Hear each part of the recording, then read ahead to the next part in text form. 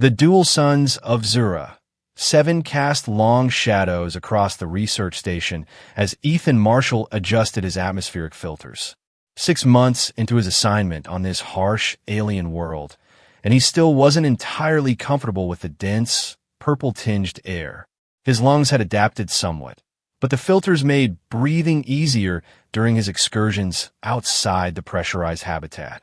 Heading out to Sector 7 again, Dr. Lena Kovic asked, looking up from her data terminal. The senior xenobiologist had been stationed on Zira 7 for 3 years and moved through the alien environment with practiced ease. The quantum resonance readings spiked again last night, Ethan replied, checking his equipment pack.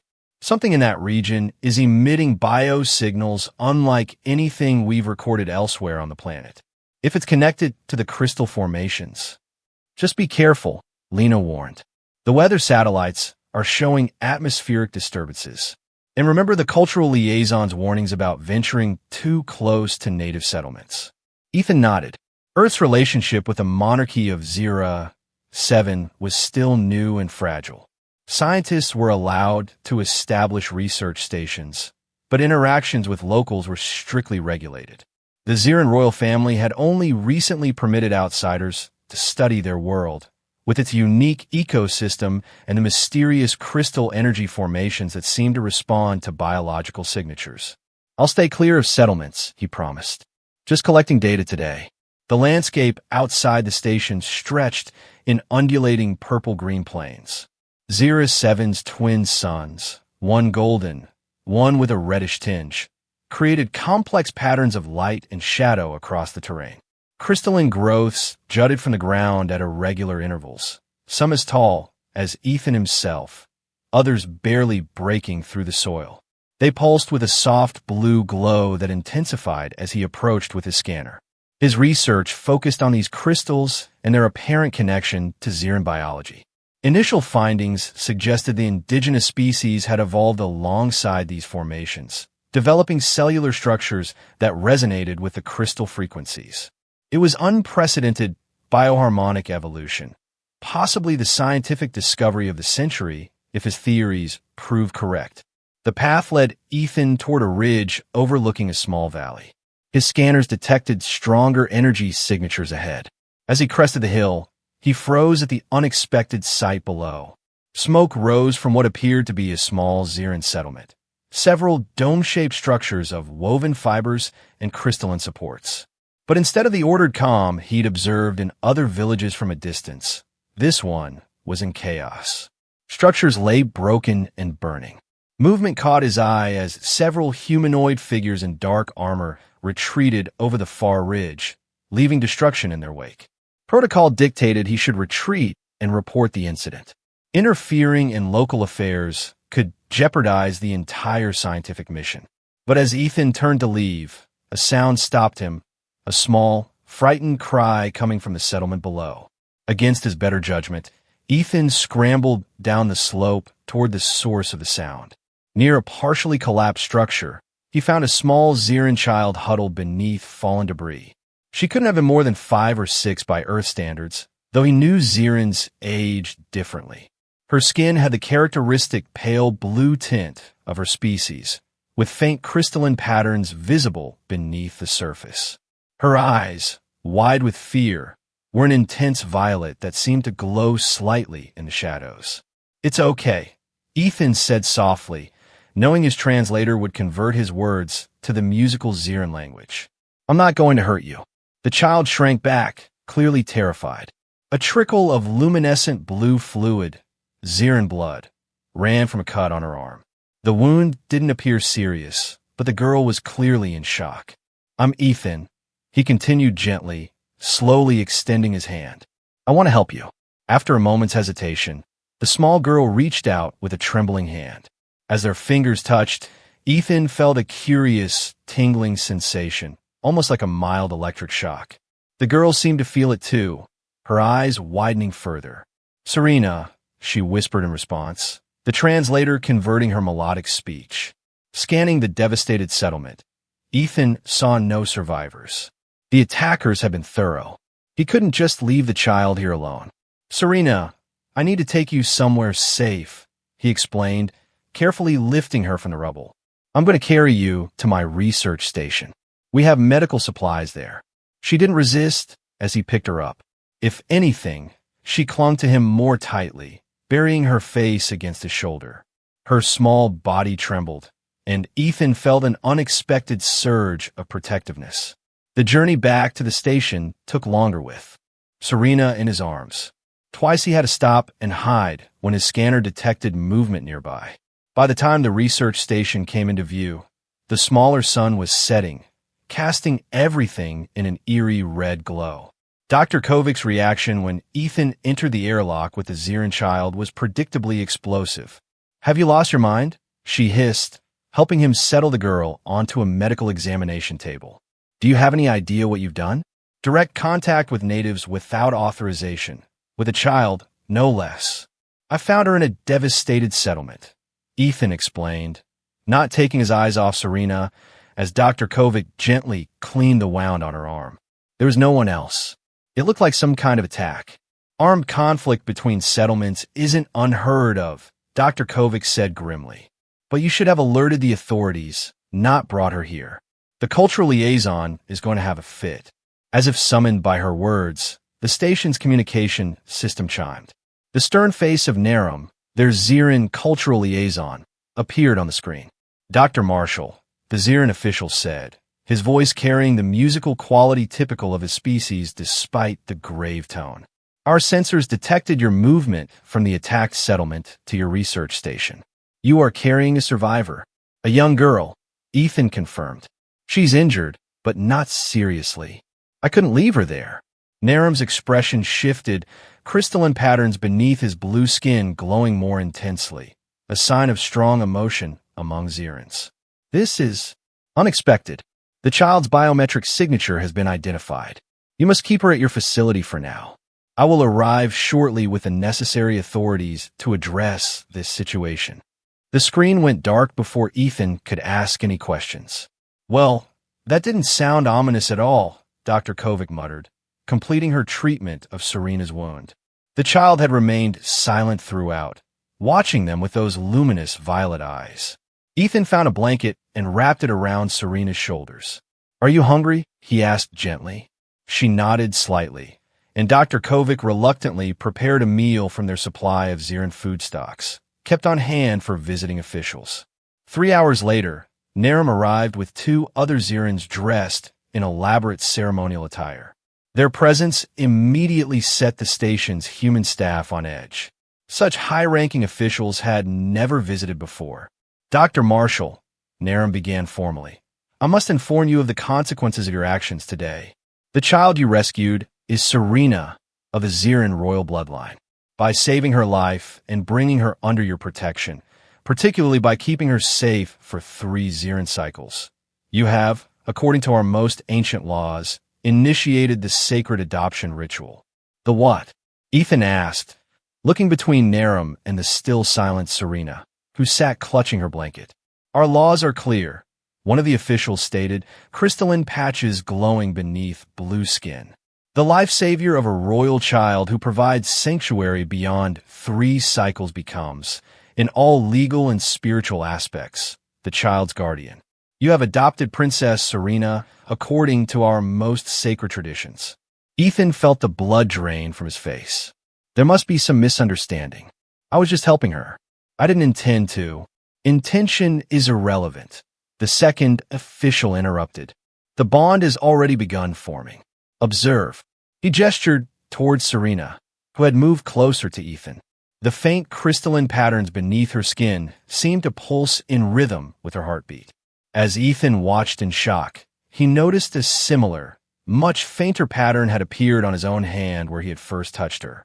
"This is impossible," Dr. Kovic whispered, staring at the phenomenon. "It is quite possible, and it is happening," Narum said. "The quantum resonance between your cells and hers has already established itself. Breaking such a bond prematurely would cause severe trauma to the child. Can't you place her with Xiran guardians?" Ethan asked desperately. "Surely there must be protocols for orphaned royal children." The officials exchanged glances. "Under normal circumstances, Yes, Naram admitted. However, Princess Serena displays signs of exceptional resonance ability, even for royalty. The bond that is spontaneously formed with you is unusually strong. Additionally, there are political complications. What kind of complications? Dr. Kovic demanded. The attack on the settlement was not random. There are factions that would seek to control or eliminate those of royal blood, especially one with Serena's potential. For her safety, and in accordance with our laws, she must remain with Dr. Marshall as her legal guardian, at least until proper security arrangements can be made. Ethan looked at Serena, who was now pressed against his side, one small hand clutching his sleeve. Despite his shock, he felt that same protective surge he'd experienced when finding her. What exactly does this adoption entail? He asked carefully. You will be responsible for her care, protection, and education, Naram explained.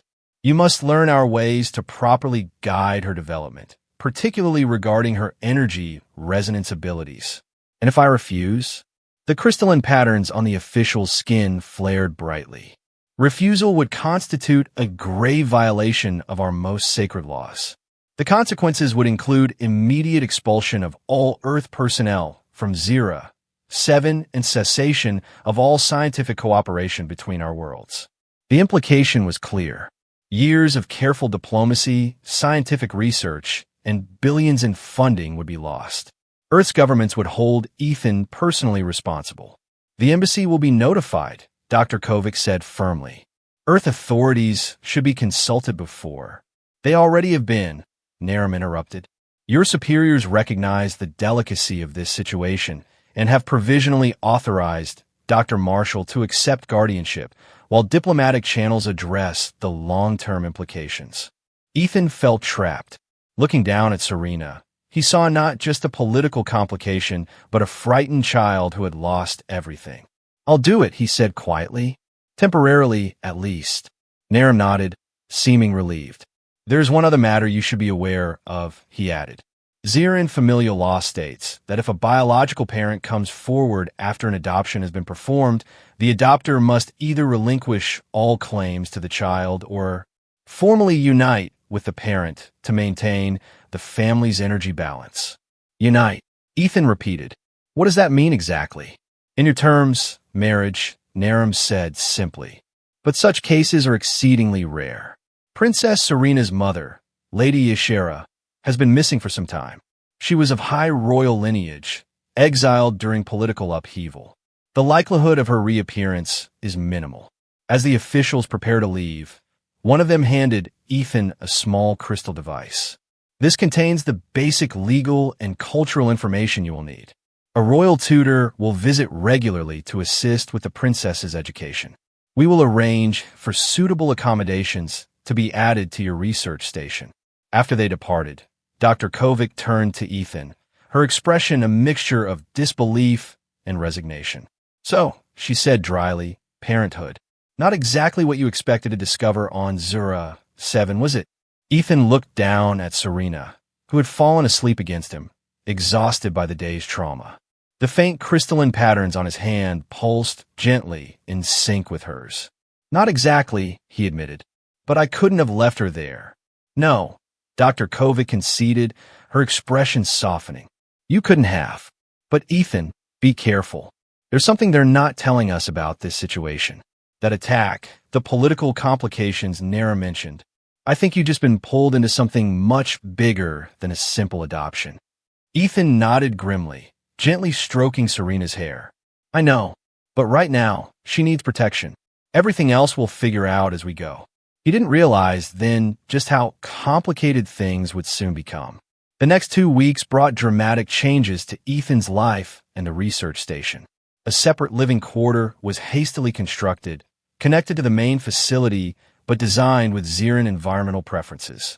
Serena slowly emerged from her shell of silence, beginning to speak more, though still clearly traumatized by what she had witnessed. The royal tutor, a stern Ziran woman named Vela, arrived daily to instruct both Serena and Ethan in proper royal protocols. To his surprise, Ethan found himself fascinated by Ziran culture, particularly the complex relationship between their biology and the crystalline energy that permeated their planet. The royal bloodline carries the strongest resonance, Vela explained during one lesson. They can sense and eventually manipulate the energy fields that flow through our world. Princess Serena will develop these abilities as she matures. Strange incidents began occurring around the station. Equipment malfunctioned when Serena became frightened or upset. Weather patterns around the facility changed unpredictably. Once, when Serena had a nightmare, every crystal-based device in the research station pulsed in rhythm with her cries. Her abilities are manifesting early, Vela observed with concern. It is not uncommon after trauma, but it makes controlling them more difficult. Dr. Kovic and the other scientists were fascinated but increasingly wary. The energy disruptions are affecting our research, one physicist complained. We can't get consistent readings anymore. Perhaps that's the point, Dr. Kovic suggested privately to Ethan.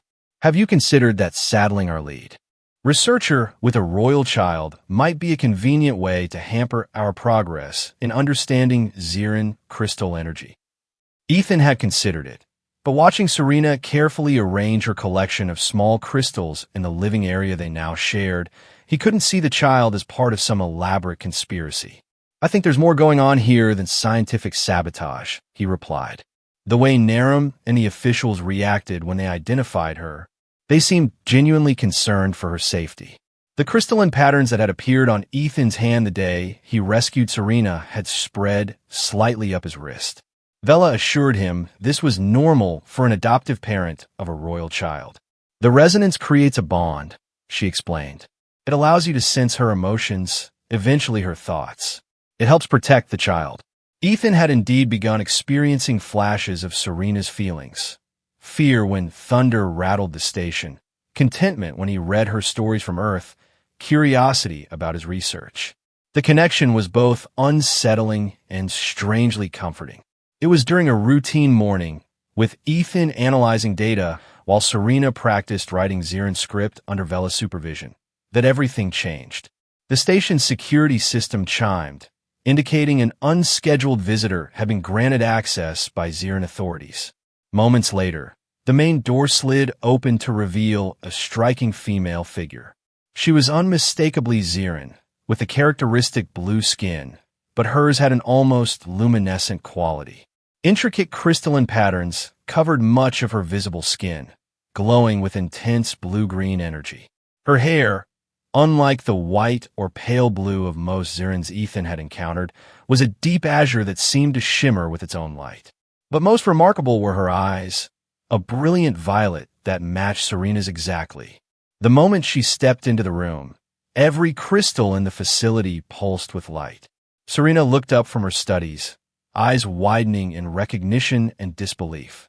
"Mother," the child whispered, rising shakily to her feet. The woman's eyes filled with luminescent tears. "Serena," she breathed, dropping to her knees and opening her arms. Serena hesitated only briefly before rushing into the embrace. The energy surge as they touched momentarily dimmed the station's power, plunging the room into semi-darkness before the backup systems engaged. Vela had dropped into a deep bow, her forehead nearly touching the floor. "Lady Ishira," she murmured reverently, "you have returned." Ethan stood frozen, struggling to process what was happening.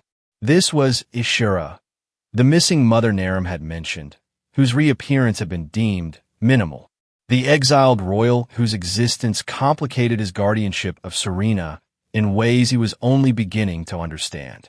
After embracing her daughter for several long moments, Ishira rose gracefully to her full height and turned her piercing gaze to Ethan. When she spoke, her voice carried the musical quality of all Zirans, but with an unmistakable edge of command. "So," she said coolly, "you are the human who has claimed my daughter." "I didn't exactly claim," Ethan began. "I have reviewed the legal documentation," Ishira continued, extending a hand that held an ornate crystalline tablet. "You invoked the sacred adoption ritual. By our most ancient laws, you have established yourself as Serena's guardian. It wasn't intentional," Ethan tried explaining. I found her after an attack. I was just trying to help. Ishara's expression softened slightly. For that, you have my gratitude. But intention is irrelevant to our laws, as I'm sure you've been told. She knelt again to Serena's level, speaking gently in their native language, too rapid for Ethan's translator to fully capture. Then she rose and fixed him with a determined stare. Human, she declared formally, you have adopted my daughter. Now you must take me too. The silence that followed was profound. Even Vela seemed shocked, her eyes wide as she looked between Ishara and Ethan. What? Ethan finally managed. According to the law of familial energy balance, when a biological parent of royal blood reclaims connection with a legally adopted child, the adopter must either relinquish all rights to the child or formally unite with the parent to maintain the family's resonant stability, Ishara recited, as if reading from an ancient text. I will not be separated from my daughter again. Therefore, you must take me as your mate. That can't be right, Ethan protested, looking to Vela for confirmation. The tutor seemed to have recovered her composure. Lady Ishara speaks the truth, she confirmed reluctantly. It is one of our oldest laws, designed to protect the energy balance of royal children. Without proper balance, Princess Serena's developing abilities could become unstable, even dangerous. This is absurd, Dr. Kovic interjected, having entered during the confrontation. Earth personnel cannot be compelled to enter into marriages against their will. It violates our most basic rights. Your rights are not the concern of Ziran law, Ishara replied coldly. The well-being of my daughter is. The resonance bond has already formed between her and this human. Breaking it improperly would cause severe trauma. She turned back to Ethan, her expression resolute. You have two options. Relinquish all claims to my daughter and leave her entirely to my care, or accept the union between us to maintain her stability. And if I relinquish? Ethan asked carefully. Something like fear flickered across Ishara's features. Then Serena and I would be without protection in a dangerous political climate. The regent Durian, who orchestrated the coup that forced my exile, still controls much of the court. He seeks to eliminate all legitimate royal bloodlines to solidify his claim to the Crystal Throne. Understanding dawned on Ethan. The attack on the settlement that was aimed at Serena? Ishara nodded grimly. I had placed her in a secure developmental chamber within a loyal community, hidden from Durian's agents. Somehow, they discovered her location. I returned as soon as I received word of the attack, only to find you had already claimed her through the adoption ritual. Serena moved to stand between them, looking up with confusion. Stay together, she asked hesitantly, her small hand reaching for both Ethan and her mother. As her fingers touched them simultaneously, Ethan felt a powerful surge of energy. The crystalline patterns on his arm pulsed brightly, and he was suddenly flooded with Serena's emotions. Hope, fear, confusion, and a desperate desire for safety and family. I won't abandon her, Ethan said softly, meeting Ishara's intense gaze. But what you're asking? I'm not asking, Ishara interrupted. I'm stating what our law requires. However, she added, her voice softening slightly, I propose a temporary arrangement. 1 lunar cycle of Zira, 7, equivalent to your Earth month. We formalize the union according to our laws, protecting Serena while I gather my political allies to challenge Durian's regency. Once the immediate danger has passed, we can address more permanent arrangements. A month-long temporary marriage, Ethan clarified. Essentially, Ishara confirmed, though our laws would recognize it as fully binding during that period. Dr. Kovic stepped closer. This is still highly irregular. The Earth Embassy should be consulted before. There isn't time, Ishara cut in. Durian's agents will be searching for Serena. The longer we delay, the greater the danger. Ethan looked at Serena, who was still holding both their hands, her small face anxious as she sensed the tension between the adults. Through their growing resonance bond, he could feel her desperate hope that her newfound stability wouldn't be shattered again. 1 month, he agreed finally. A formal union according to Ziran law. to protect Serena and maintain this energy balance. But I want full disclosure about what's really happening with the political situation and why your daughter is so important to this Durian person.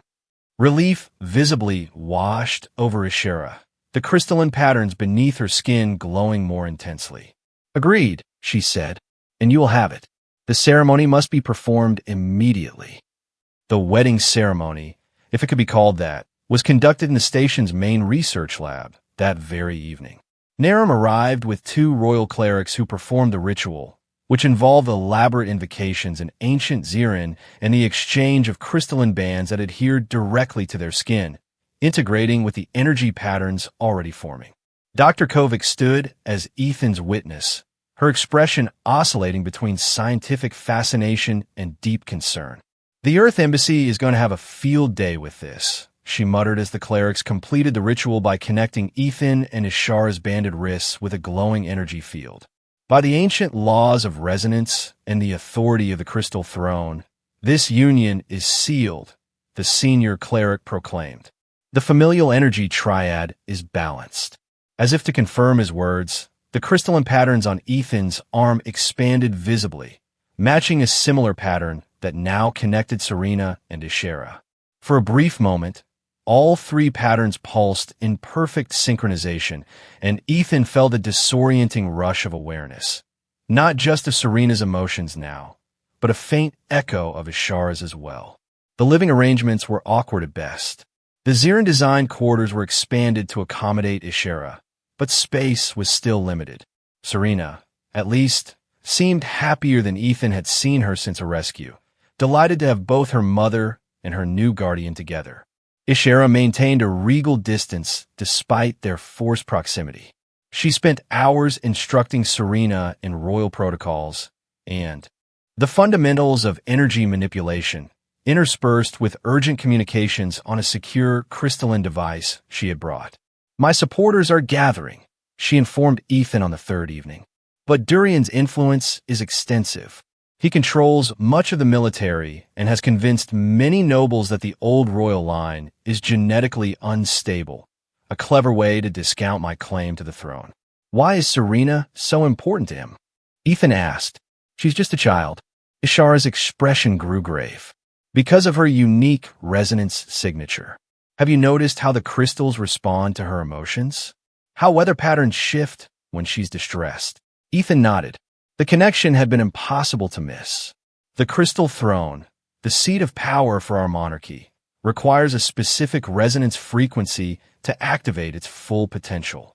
Serena carries the purest form of that frequency seen in generations. If Durian could control her, he could legitimize his claim to the throne and harness powers that have been dormant for centuries. And if he can't control her, Ishara's crystalline patterns darkened. Then she represents a threat he would rather eliminate. The implications chilled Ethan. His protective instincts toward Serena had only grown stronger since her mother's arrival, enhanced by the resonance bond that continued to develop between the 3 of them. In the days that followed, Ethan tried to maintain some semblance of his research routine, but it proved nearly impossible.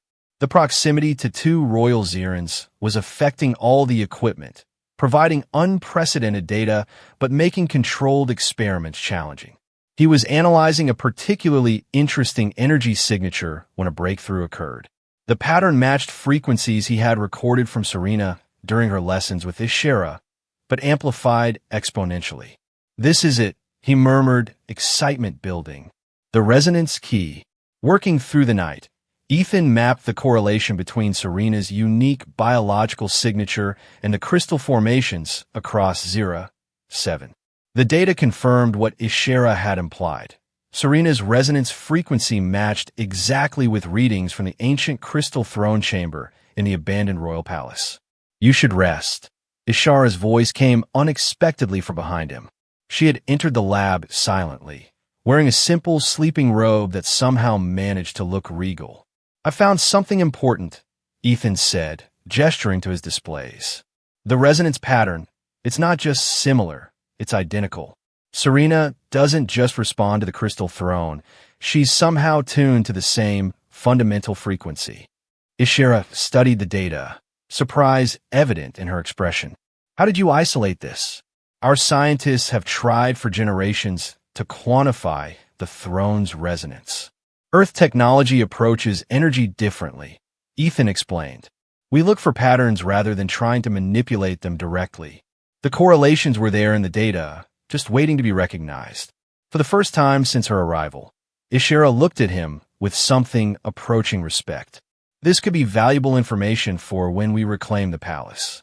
Is that the plan? To physically retake the throne? It is the only way to end Durian's regency permanently, she confirmed. The throne ritual requires physical presence in the chamber. Their conversation was interrupted by a deafening explosion that rocked the entire research station. Emergency alarms blared as the lights flickered wildly. Serena, they cried simultaneously, rushing toward the living quarters.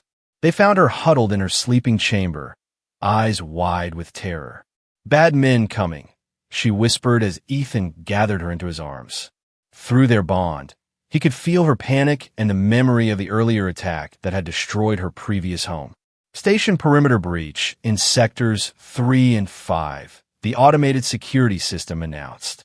Unknown combatants detected.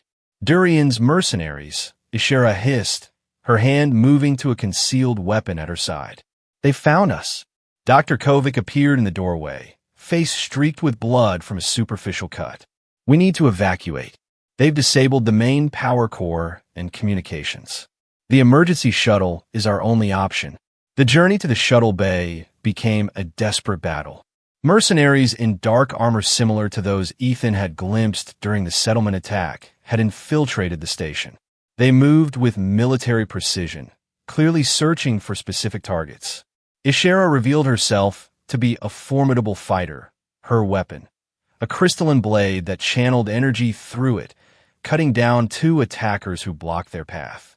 Ethan, carrying Serena, used his knowledge of the station layout to navigate through maintenance corridors, avoiding the main hallways where most invaders concentrated. They reached the shuttle bay to find Dr. Kovic already preparing. The emergency vehicle for launch. 3 minutes to ignition sequence, she reported. Where are the others? The grim reality settled over them. They hadn't seen any other station personnel during their escape. The attack had been swift and brutal. We can't wait, Ishara said, securing the shuttle's hatch behind them. Serena is their primary target. Every moment we remain increases the risk. As the shuttle lifted off, Ethan looked back at the research station that had been his home and workplace for months. Smoke billowed from multiple breaches, and weapons fire still flashed within. The wildlands are our best option, Ishara decided as they cleared the immediate area. Durian's forces will expect us to head for populated areas where my supporters might be found. There's an isolated research outpost in Sector 12, Dr. Kovic suggested. Minimal staffing, but basic supplies and communication equipment. Ishara shook her head. Too obvious. We need to go where no one would expect, the ancient palace itself. The palace? Ethan repeated incredulously. Wouldn't that be the first place Durian would look? The outer palace, yes, Ishara confirmed. But there are secret passages known only to the royal bloodline. Chambers that have been sealed for generations. The resonance signatures there will mask Serena's energy from detection. The decision made, they set course for the ancient seat of Zirin power. The journey took them over vast stretches of wilderness, crystalline formations growing more numerous and elaborate as they approached the palace region. It's beautiful, Ethan murmured, watching the landscape below through the shuttle's viewport. Massive crystal spires rose from the terrain, some tall as skyscrapers, glowing with internal energy that shifted through spectrums of blue and green. The heartland, Ishara said softly, joining him at the viewport, where the resonance is strongest. For generations, my family served as conduits between our people and the energy that sustains our world. Until Durian, Ethan surmised. Until Durian, she agreed, her voice hardening. He spread lies that the royal line had grown weak, that our resonance abilities were failing. When my father died unexpectedly, Durian seized power as regent, claiming temporary authority until a suitable heir could be confirmed. But you were the heir. I was. But Durian supporters and the High Council declared me resonance unstable. A fabrication, but enough to force my exile. I was with child then, with Serena. I knew Durian would see her as a threat to his power, so I went into hiding until she was born. Then you left her in that settlement, Ethan said, unable to keep a note of accusation from his voice. Ishara's crystalline patterns darkened with emotion. I placed her in a developmental chamber with my most trusted loyalists while I gathered forces to challenge Durian. It was supposed to be temporary, a few months at most. But Durian's hunt for me was relentless. Anytime I came close to reclaiming Serena, his agents would force me to flee again, lest I lead them directly to her. She placed a hand gently on her daughter's sleeping form. I never wanted to leave her, but I thought she would be safer without me. The vulnerability in her admission shifted something in Ethan's perception of Ishara. Beneath the regal exterior and imperious commands was a mother who had made painful choices to protect her child. The ancient palace came into view as they crested a ridge of towering crystals. It was a spectacular structure built directly into a massive crystalline formation that dwarfed even the largest spires they had passed. Multiple towers and domes shimmered with internal light, despite the palace's supposedly abandoned state. The energy never fades, Ishara explained, noting Ethan's wonder. The palace is as much grown as built. Its structures formed from living crystal that continues to respond to the resonant frequencies embedded in its foundations. They landed the shuttle in a concealed valley behind the palace, using the crystal formations for cover. Dr. Kovic remained with the vehicle, establishing a secure perimeter while Ishara led Ethan and Serena toward a seemingly solid crystal wall. Only those of royal blood can open the way, Ishara explained, placing her palm against the smooth surface. The crystalline patterns beneath her skin pulsed in sequence, and a section of the wall became transparent, then yielded to reveal a passage. The hidden corridors within the palace were unlike anything Ethan had seen on Zura 7. While the research station had incorporated some Xeran aesthetic elements, these passages were purely native in design, curves and angles that followed crystalline growth patterns rather than constructed architecture. The walls themselves seemed alive, pulsing with soft light that responded to their presence. Serena, now fully awake, walked between them, one hand in Ethan's, the other in her mother's. The resonance bond between the three of them had strengthened during their escape, and Ethan found himself increasingly aware of both Serena's and Ishara's emotional states. They reached a chamber deep within the palace structure. Unlike the corridors, which had been narrow and winding, this room opened into a vast space dominated by a central dais. Upon the dais stood what could only be the legendary crystal throne, a massive formation that appeared to have grown naturally from the floor, yet possessed an unmistakable seat-like structure at its peak. The heart chamber, Ishara said reverently. No one has performed the throne ritual here for nearly a decade, since my father's passing.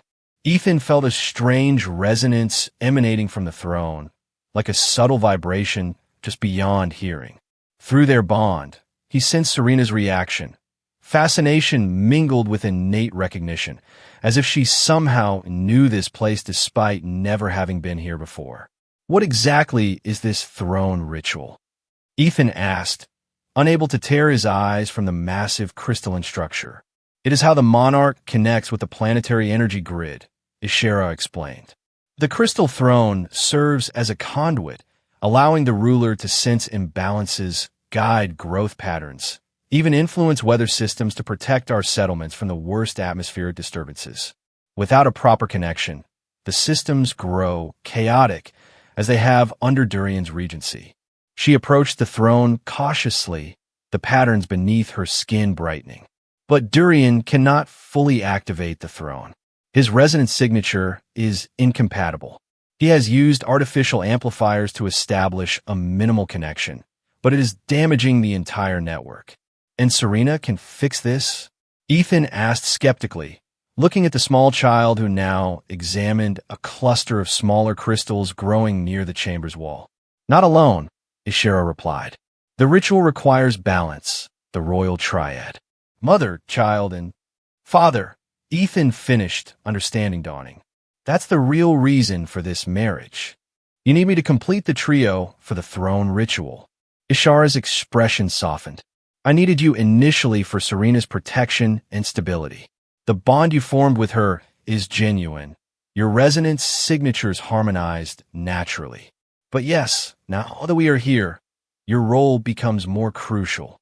Before Ethan could respond, a distant explosion shook the chamber. Dust and crystal fragments rained down from the ceiling. "They found us," Ishara said grimly, moving to gather Serena. Durian must have tracked the shuttle. A communication device at Ethan's belt chimed, Dr. Kovic calling from their landing site. "Multiple hostiles approaching the palace," she reported, her voice tight with urgency. "Heavy weapons. I've engaged stealth protocols on the shuttle, but they're conducting a systematic search pattern. Can you reach us?" Ethan asked. "Negative. They've positioned between my location and the palace entrance. I'll try to create a diversion." "No," Ethan cut in. "Stay hidden. We need that shuttle operational for escape." He turned to Ishara, who was already examining the chamber walls. "Is there another way out?" "Several," she confirmed. "But we cannot leave, not yet. If Durian secures the heart chamber, even temporarily, he could use his amplifiers to corrupt the throne's resonance permanently. We must complete at least the initial binding ritual before evacuating." Another explosion, closer this time, emphasized the urgency of their situation. "What do we need to do?" Ethan asked, moving to stand protectively near Serena. "The three of us must approach the throne together," Ishara instructed. "Our resonance patterns must synchronize and then integrate with the throne's base frequency. Serena is the catalyst. Her signature is purest. We serve as stabilizers, channeling and directing the energy flow."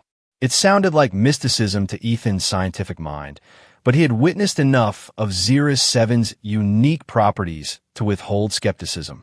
The crystalline patterns on his arm pulsed more intensely as they approached the throne, and he could feel the resonance bond between them strengthening. They stood before the massive structure, Serena between them. Ishara spoke ritualistic words in ancient Xeran, too complex for Ethan's translator to fully capture. As she did, the throne began to glow more intensely, pulses of blue-green light emanating from its core. "Now we must each place a hand on the throne simultaneously," Ishara instructed. "Focus on Serena, on your connection to her. The resonance will do the rest." As their hands touched the crystal surface, Ethan felt an immediate surge of energy unlike anything he had experienced.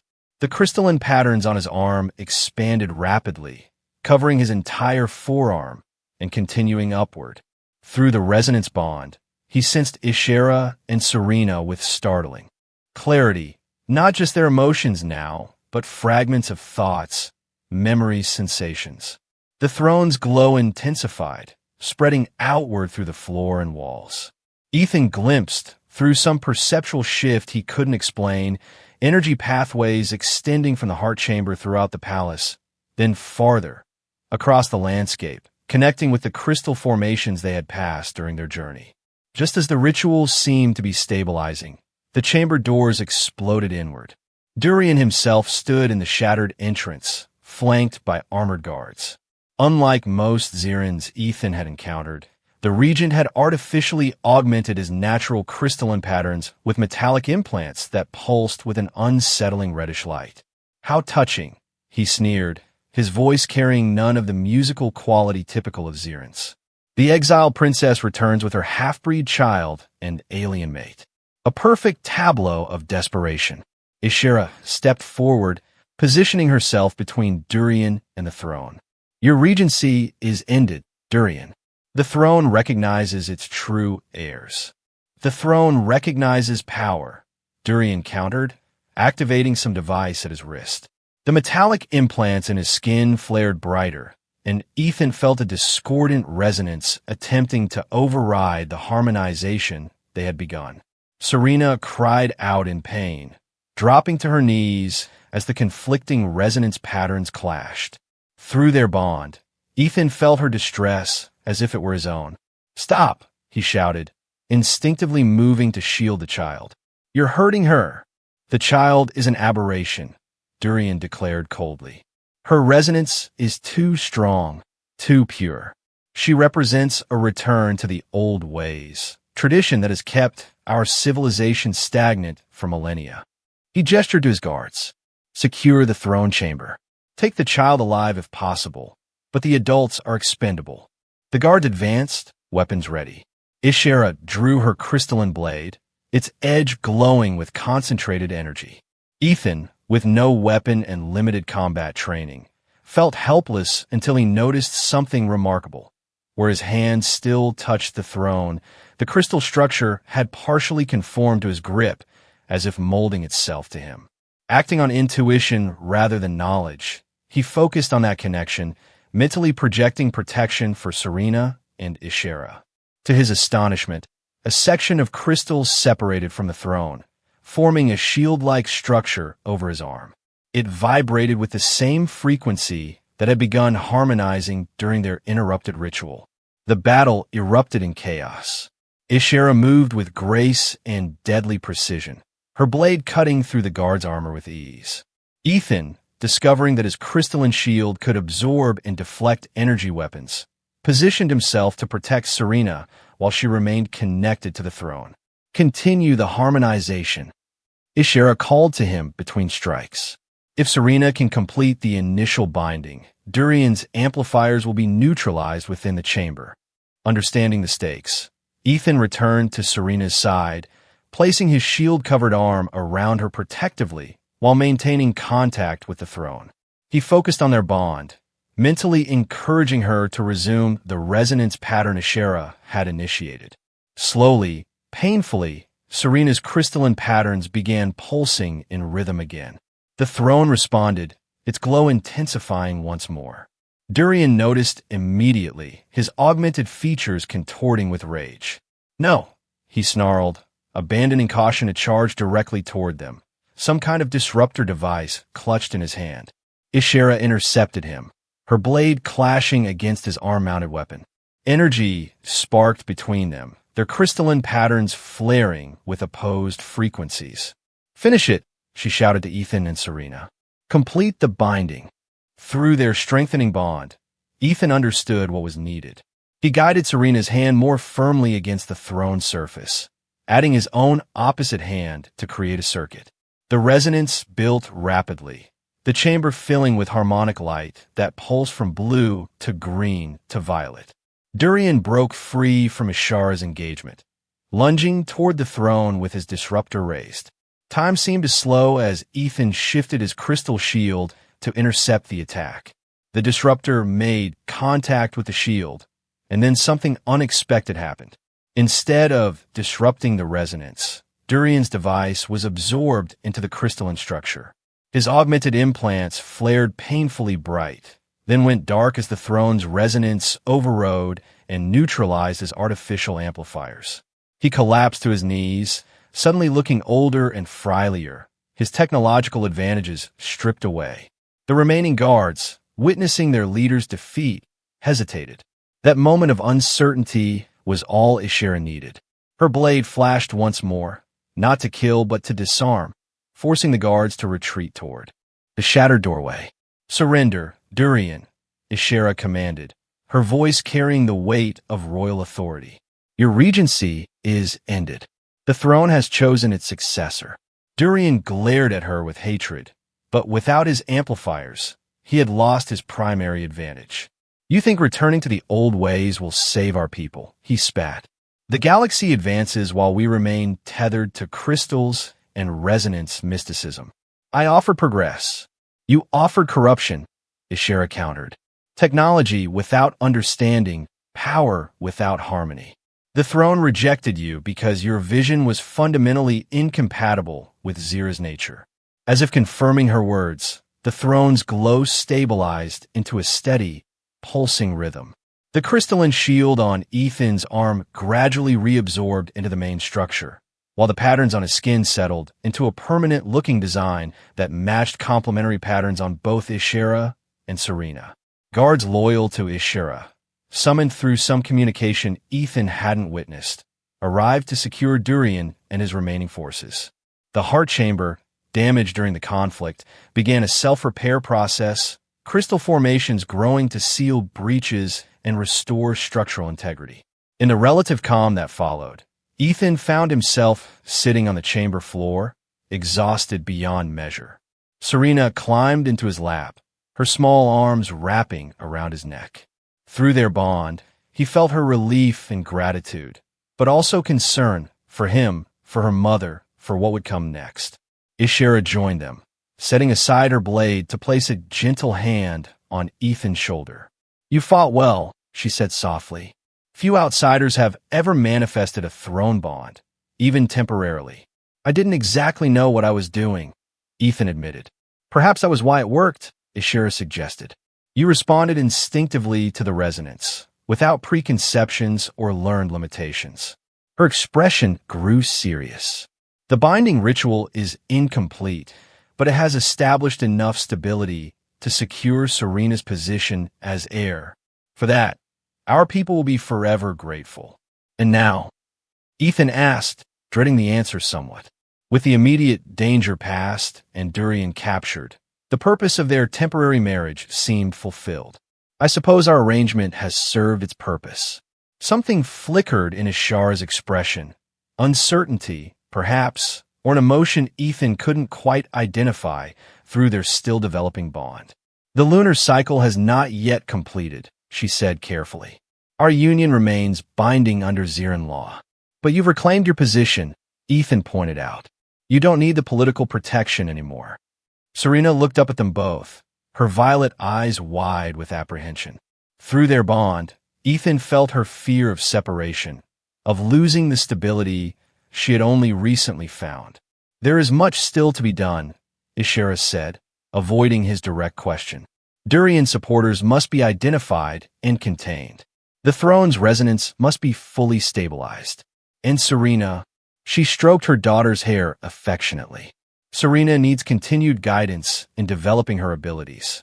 Dr. Kovic's voice came through the communication device, interrupting the moment. "Ethan, are you alive in there? The hostiles are retreating, but I'm picking up a lot of new activity around the palace perimeter." "We're alive," Ethan confirmed. "The situation has evolved. Ishira has reclaimed authority." "That's great," Kovic replied, sounding relieved but cautious. "What about you?" "The Earth Embassy is demanding status reports. They're concerned about your forced marriage to a royal alien." Ethan glanced at Ishira, who was listening with an unreadable expression. "Tell them the situation is stable, and He paused, realizing he wasn't entirely sure how to define his current status. "Tell them I'm continuing my research into Ziran resonance phenomena with unprecedented access to primary sources." It wasn't a lie exactly. The bond he shared with Ishira and Serena represented a scientific opportunity beyond anything Earth researchers had previously imagined. The crystalline patterns on his arm, now a permanent part of him he suspected, would provide insights into Ziran biology for years to come. But it wasn't the whole truth either. Something had changed in him during the throne ritual, a shift in perception, in priorities. The resonance bond had become more than a biological curiosity. It was a connection he was reluctant to sever. In the days that followed, Ishira established interim governance, while preparations were made for a formal coronation ceremony. Ethan found himself in an unusual position, neither fully accepted as royal consort nor dismissed as an alien outsider. The Ziran nobles who gradually returned to the palace regarded him with a mixture of curiosity and suspicion. Serena, however, blossomed in the palace environment. Her resonance abilities, now properly guided by royal tutors, developed rapidly. She split her time between traditional Ziran education and the earth lessons Ethan continued to provide, absorbing both cultures with equal enthusiasm. Dr. Kovic and the surviving research team established a new facility within a section of the palace, granted unprecedented access to Ziran crystal technology in exchange for collaborative research. You've single-handedly advanced Earth-Zero relations by about 50 years, she told Ethan during one of her visits, though your methods were rather unorthodox. As the end of the lunar cycle approached, the deadline for their temporary marriage, Ethan found himself increasingly preoccupied with the future. He had received communication from Earth authorities offering him either continued diplomatic status on Zira 7 or reassignment to a prestigious research position back home. The night before the cycle's completion, he found Ishira alone on a palace balcony, gazing at Zira 7's 3 moons hanging low on the horizon. "Tomorrow marks the end of our arrangement," he said, joining her at the railing. She nodded without looking at him. "You have fulfilled your obligations admirably. The Council has formally recognized your contribution to restoring legitimate rule. You will be honored as a friend of the royal house regardless of future arrangements. Is that what you want?" Ethan asked directly. "For our arrangement to end?" Ishira finally turned to face him, her crystalline patterns shifting with emotion. "What I want is complicated by duty, tradition, and practical considerations. I am about to be crowned monarch of an entire world. My primary responsibility must be to my people." "That's not an answer," Ethan said gently. Through their bond, which had continued to develop despite the lack of further throne rituals, he sensed her internal conflict, duty warring with personal desire. "The resonance between us is genuine," she admitted quietly, "not forced by circumstance or ritual, as I initially suspected. It has developed in ways our scientists thought impossible between Ziran and non-Ziran biology." "I've felt it too," Ethan acknowledged. "And not just through Serena, directly between us." Ishira stepped closer, the glow of her crystalline patterns illuminating her features. "If you chose to stay, to continue our union beyond the required period, it would not be simple. You would face challenges as a non-Ziran consort. Some traditionalists would never fully accept you." "I've never been particularly concerned with others' acceptance," Ethan replied with a slight smile. "My interest is in what you want, Ishira, not the monarch, not the political figure, you." She reached out, her fingers gently tracing the crystalline patterns on his arm. At her touch, both their patterns pulsed in synchronized rhythm. "I want you to stay," she said simply. "Not for duty or tradition or even for Serena, though she would be devastated by your departure. I want you to stay for me." The honesty of her admission, stripped of royal formality, touched Ethan deeply. He took her hand in his, the resonance between them intensifying. "Then I'll stay," he replied. "We'll figure out the details as we go." "A very human approach," Ishira observed, her lips curving in a smile. "I think you might find it work surprisingly well," Ethan said, drawing her closer. The coronation ceremony took place in the fully restored heart chamber 3 days later. Ethan and Serena stood beside Ishira as she formally ascended the crystal throne, completing the rituals her father had performed a decade earlier. As monarch, her first official act was to reform the ancient adoption and bonding laws, maintaining their sacred status but removing elements of compulsion. "Resonance bonds must form naturally to be true and lasting," she declared to the assembled Ziran nobility. "As we have discovered through recent events, such bonds could transcend not only family lines but species boundaries when genuine harmony exists." The implications were clear to all present. Ethan's position as consort was now a matter of choice rather than obligation, both his choice and Ishara's. In the years that followed, Ethan's research into Ziran crystal technology led to unprecedented advances in energy transfer, biological harmonics, and environmental stabilization. The collaboration between Earth and Zira 7 expanded into cultural exchanges, limited tourism, and eventually a formal alliance. Serena grew into her role as crown princess, combining her mother's regal presence with her adoptive father's scientific curiosity. Her unique resonance abilities, further enhanced by her dual cultural upbringing, allowed innovations in crystal technology that neither Ziran traditionalists nor Earth scientists could have developed independently. And Ishira and Ethan discovered that resonance bonds, like relationships, required continuous attention and care to flourish. Their unusual family unit, human scientist, Zirin monarch, and their remarkable daughter, became a living symbol of the unexpected harmony that could exist between different worlds. Not bad for an accidental adoption, Ethan remarked to Ashera on the 5th anniversary of their unusual first meeting, as they watched Serena demonstrating a new crystal harmonization technique to a mixed group of Zirin and human students. "There are no accidents in resonance patterns," Ashera replied with a mysterious smile that still captivated him. "Only harmonies waiting to be discovered." Whether their connection had been cosmic destiny or improbable chance, the result was the same. A family forged across the stars, bound by something deeper than obligation and stronger than difference. It had begun with an ultimatum: "Human, you adopted my daughter. Now you must take me too," but had transformed into a choice renewed each day to remain together, resonating in harmony with each other and the universe around them.